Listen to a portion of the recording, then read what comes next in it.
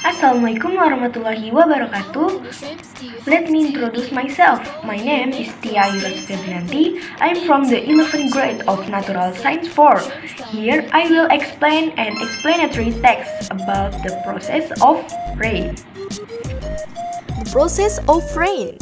Rain occurs because of the condensation of water vapor in the atmosphere. This process forms water droplets that are large enough and eventually fall to the Earth's surface. Rain is influenced by convection process in the atmosphere and ocean.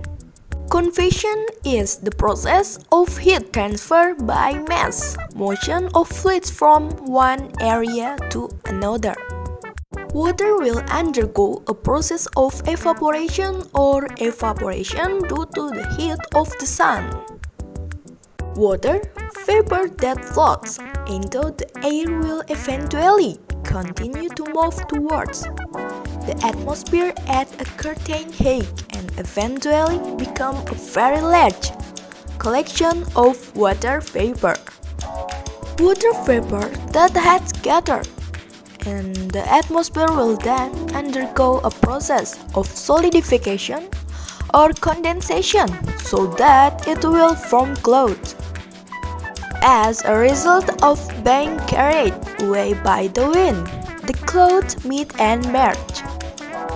Clouds then go to parts of the Earth's atmosphere where the temperature is lower and eventually form ice grains and water. The mass of the clouds gets heavier so that the water droplets fall to the Earth's surface. This process is also known as the precipitation process. Okay, that is the process of the occurrence of rain that we often see in everyday life.